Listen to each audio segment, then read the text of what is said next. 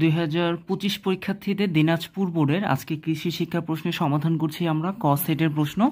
So ক সেটের যারা পরীক্ষা দিয়েছো তারা প্রশ্নের সাথে অ্যান্সারটা একটু মিলিয়ে নাও। দেখো নিচে ক নম্বর প্রশ্ন, 1 নম্বর প্রশ্ন বলছে বৃষ্টি নিচের কোনটি ভূমিক্ষয়ের জন্য সবচেয়ে দায়ী?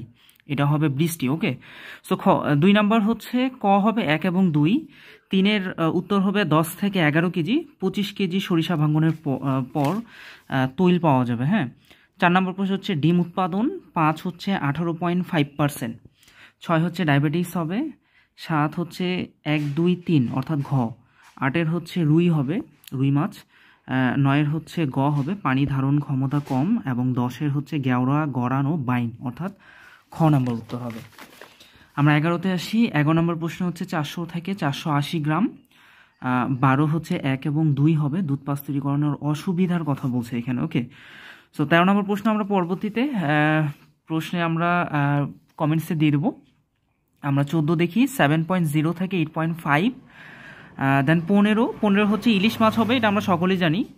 16 নম্বরের উত্তর হবে 1 এবং 3, 17 হচ্ছে ক হবে অভিযোজন, 18 হচ্ছে 2500 থেকে 4000 গ্রাম, এটা কিন্তু একটা গাছের জন্য মূলত 250 থেকে 400 গ্রাম হয়, ওর সাথে 10 গুণ করলেই আমরা পেয়ে যাচ্ছি। সো 19-এর হচ্ছে রোগবালাইয়ের আক্রমণ বেড়ে যায়, এটা কিন্তু আর্দ্রতা থাকলে, যদি বেশি আর্দ্রতা থাকে তাহলে গ হবে।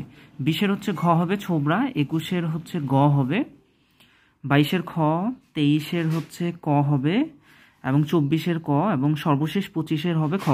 যদি কোনো প্রশ্নের সমাধান তোমাদের ভুল মনে হয় আমাদেরকে সেই প্রশ্নের কথা বললে আমরা অ্যানালাইসিস করে আবার কমেন্টসে তার রিপ্লাই দিয়ে দেবো।